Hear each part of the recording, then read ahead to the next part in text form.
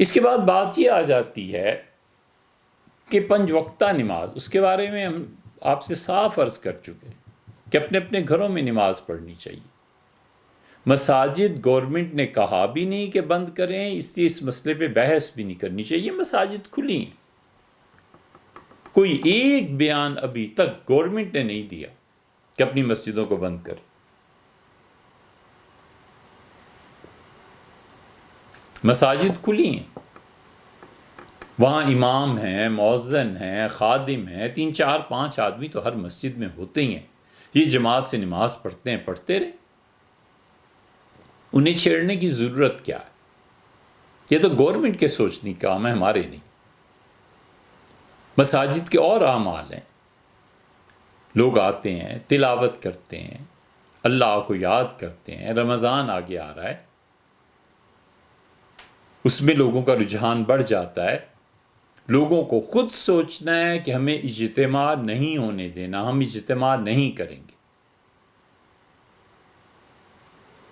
ہمیں جو بھی ڈاکٹرز نے حدود بتائی ہیں اس فاصلے پر رہنا ہے، ہمیں ان کی پیروی کرنی ہے۔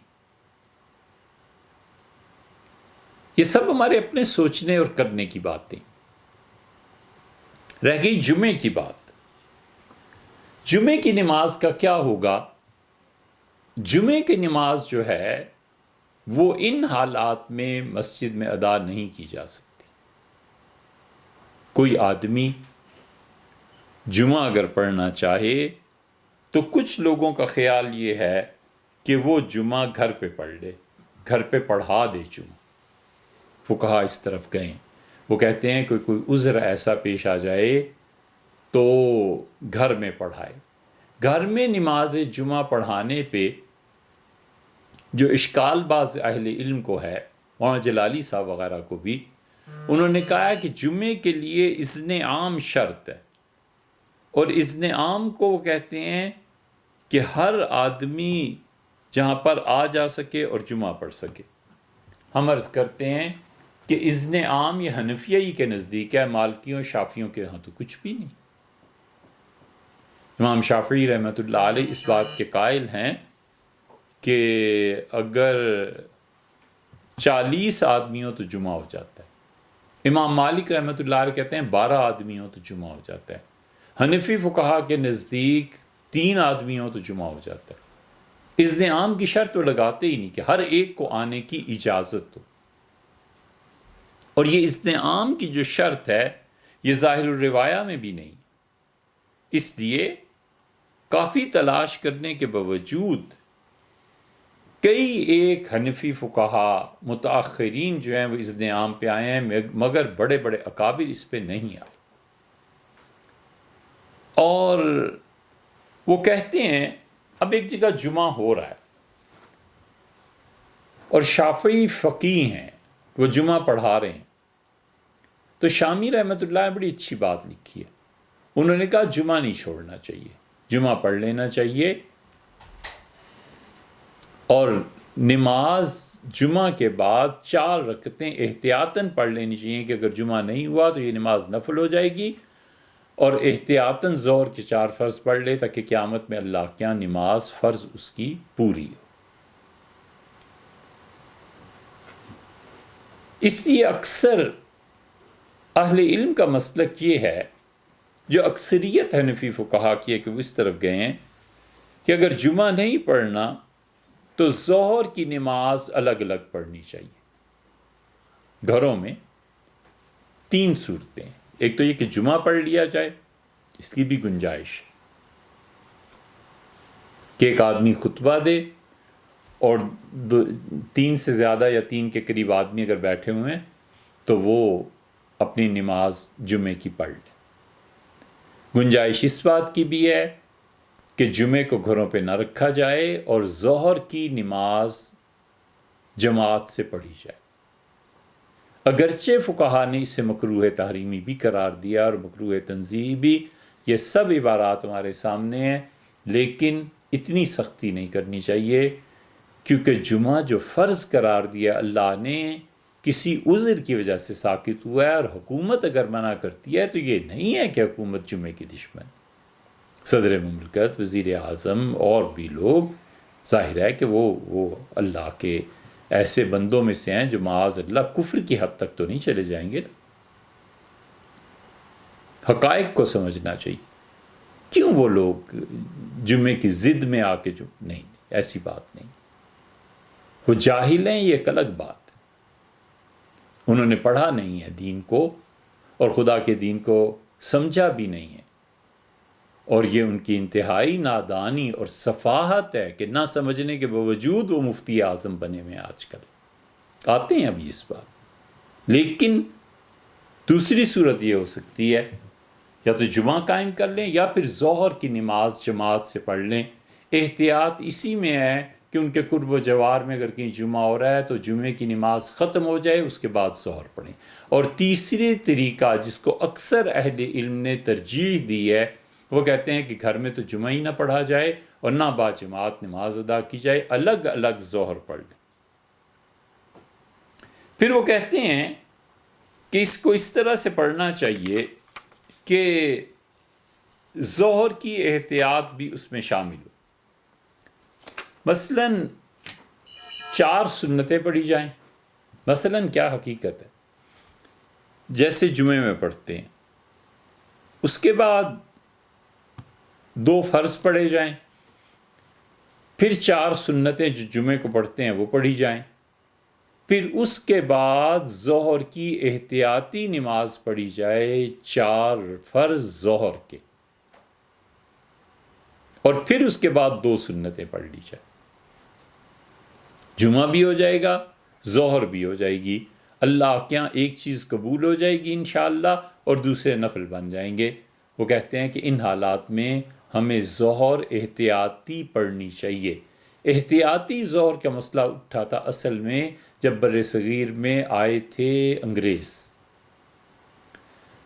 تو اس وقت مفتیوں میں یہ بحث شروع ہوئی کہ جمعہ اذن سلطان کے بغیر نہیں ہوتا، حکومت اجازت دے.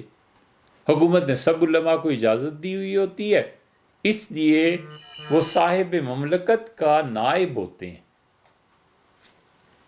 حکومت کسی مسجد کو منع نہیں کرتی، تو وزیر اعظم یا صدر جو بھی نظام چل رہا ہے اس کا ایک نائب ہے جو اس کی اجازت سے ہی جمعہ پڑھا رہا ہے. مفتیوں نے کہا کافر کے حکم کا کیا اعتبار ہے. تو بڑی لمبی بحث ہوئی، اور آخر بہت سے محتاط مفتی اس پہ پہنچے کہ تم جمعہ بھی پڑھو اور ظہر احتیاطی بھی پڑھو تاکہ فرض نماز تمہارے ذمے نہ آئے. اب بھی یہی صورتحال آ گئی ہے.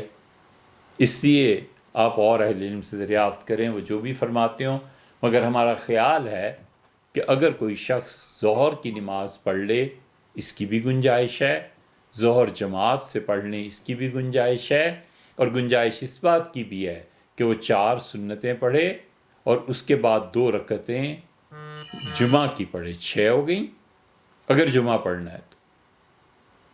پھر 4 وہ سنتیں جو عمومی طور پہ ہم جمعے کے 2 فرضوں کے بعد پڑھتے ہیں 10 ہو گئیں.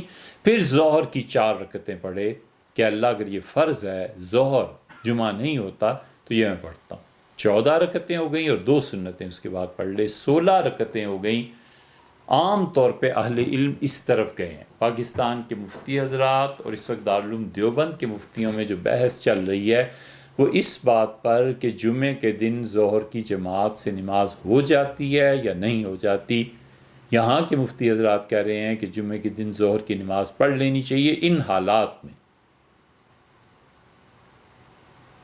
جماعت سے ظہر پڑھنی چاہیے.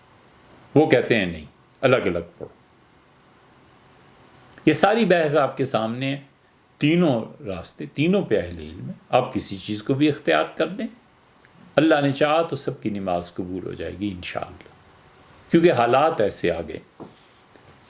پھر اگر ظہر کی نماز اس کے لیے جو جمعے کی اذان یا مسجد میں جو اذان ہوتی ہے وہ کافی ہے. اب مساجد بند کریں گے تو یہ اذان کون دے گا؟ کوئی بھی نہیں کہتا، اور نہ حکومت نے کہا۔ اللہ نے فرمایا وَلَا يَجْرِمَنَّكُمْ شَنَآنُ قَوْمٍ عَلَىٰ أَلَّا تَعْدِلُوا، دیکھو کسی کے ساتھ بھی ناانصافی نہیں ہونی چاہیے، کسی پہ وہ الزام نہ لگاؤ جو انہوں نے کام نہیں کیا، ورنہ تم عدل اور انصاف کے راستے سے ہٹ جاؤ۔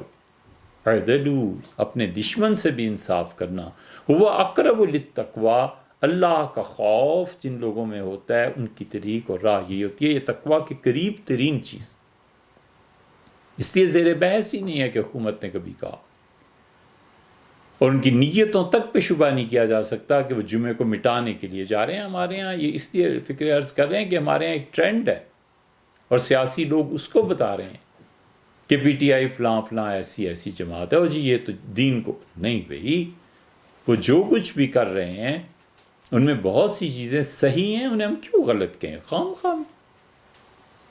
اس لیے مسجد کی اذان اس کے لیے کافی ہو جائے گی، اور اگر خود جماعت کرانی ہے تو اقامت کہنی چاہیے، اور اقامت کے بعد جماعت کا بڑا آسان طریقہ ہے کہ امامت کے لیے ایک آدمی کھڑا، اور اگر 2-4 افراد بالغ اس کے پیچھے ظہر کی نماز پڑھیں گے تو پیچھے پہلی صف میں کھڑے ہو جائیں گے۔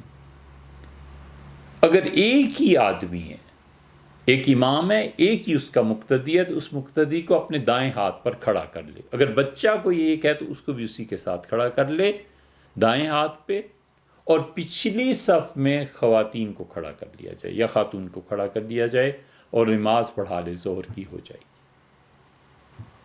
ایک صورت، ایک امام ہے اور اس کا مقتدی ایک ہی ہے، یا کوئی بچہ اس کے ساتھ شامل ہے تو ان کی جگہ امام کے دائیں طرف ہے، اور عورتیں گھر کی یا ایک عورت اس کے پیچھے کھڑی ہو جائے تو یہ ظہر کی نماز ہو جائے گی۔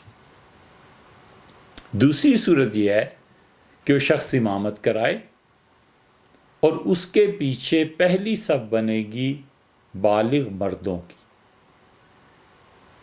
اور دوسری صف بنے گی بچوں کی۔ اگر ایک ہی بچہ ہے تو اسے مردوں میں شامل کر دیا جائے، الگ صف نہیں ہے۔ ایک سے زیادہ ہیں تو انہیں گویا امام ایک، اس سے پچھلی صف بالغ مردوں کی 2، بچوں کی 3،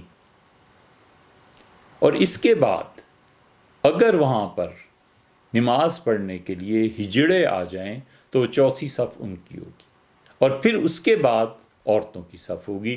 یہ ترتیب ہے، بہت آسان ہے، اس کے مطابق ظہر کی جماعت جمعے کے دن کرا لی جائے، یا عام طور پہ جو جماعتیں دن ہیں باقی ہفتے کے ایام جو ہیں ان میں اس طرح سے نماز پڑھ لی جائے، نماز ہو جائے گی۔ ظہر کی جماعت کا ثواب بھی ملے گا، مسجد جانے کا ثواب بھی ملے گا۔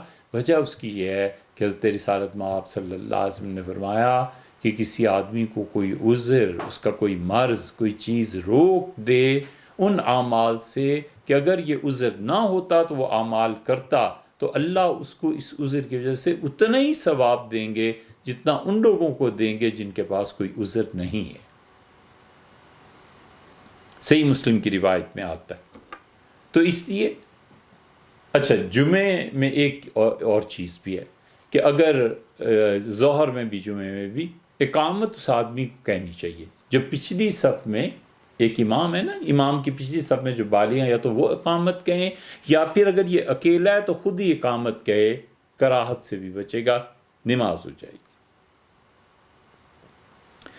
رہ گیا تراویح کا حکم جو اب آ رہا ہے۔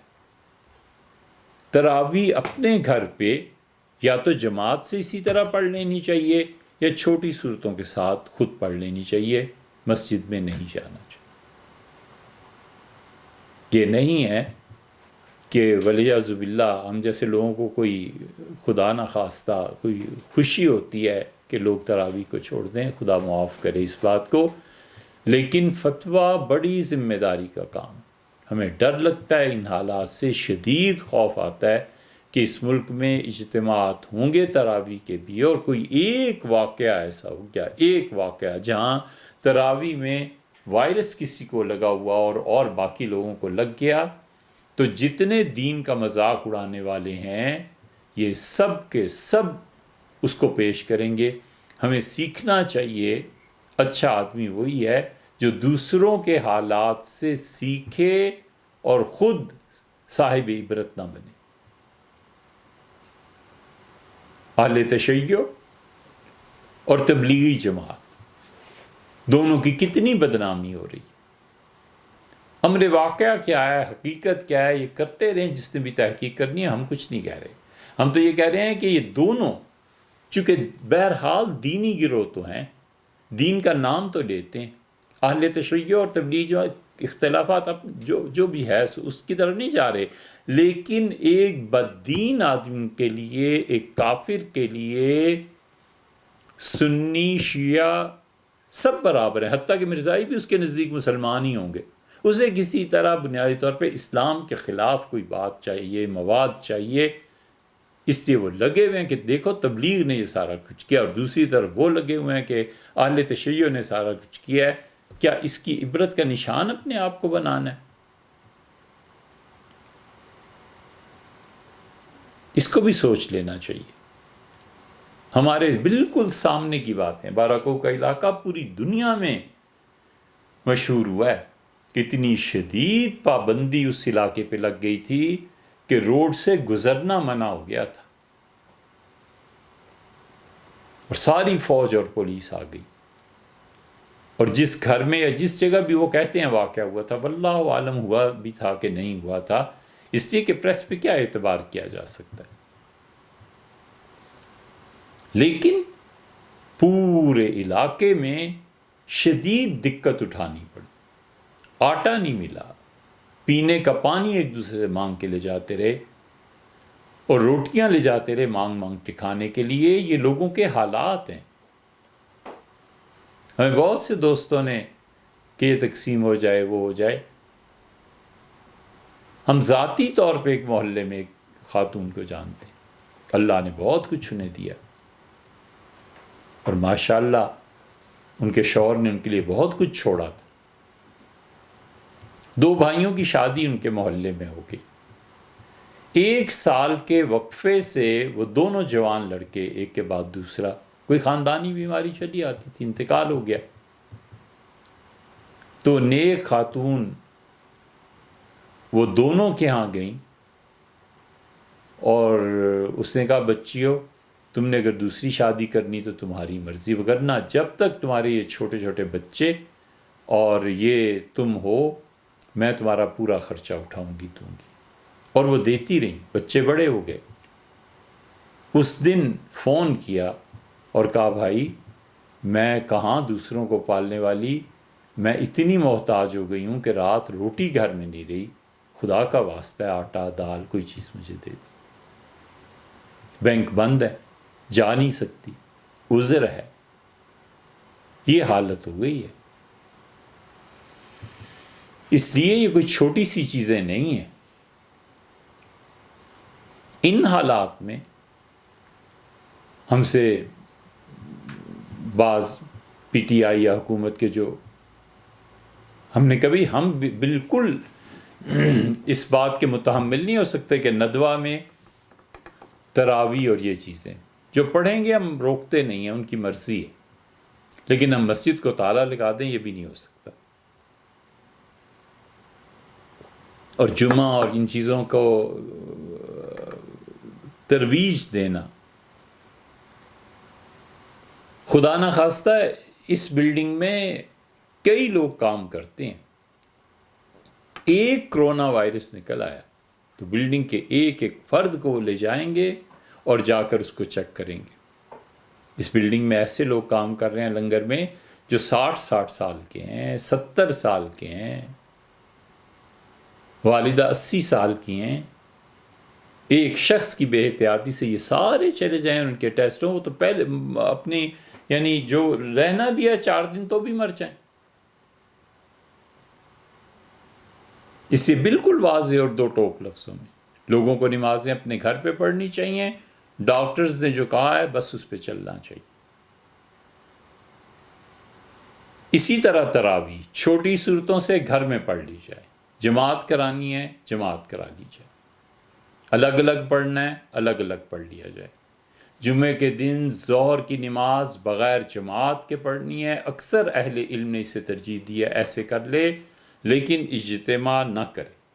اگر اجتماع کرے گا اور کوئی بھی چیز ایسی پیش آ گئی تو یہ دین کو بدنام کرنے کی بات ہوگی، اور لوگ اس کو سالوں نہیں بھولیں گے، لوگ اس کو بھی سالوں نہیں بھولیں گے۔ اگر کسی بے دین کے ہتھے یہ چڑھ گیا نا کہ اس طرح صفیں آپس میں بناؤ، شیطان داخل نہیں ہو سکتا تو کرونا وائرس کہاں سے داخل ہو جائے گا؟ یہ اتنی بڑی جہالت کی بات ہے۔ جیسے ہمارے بچپن میں ایک مولوی صاحب وہ تھے تو گجرات وغیرہ کے، لیکن ہر شہر میں، یہاں پنڈی میں بھی آ کے سائیکل پہ گھومتے تھے، تقریریں کرتے رہتے تھے کہ او لوگوں یہ جھوٹ ہے، چاند پہ کوئی نہیں گیا، یہ اعتبار ہی نہ کرنا، یہ امریکہ کا ایسا فراڈ ہے، یہ ہے وہ ہے۔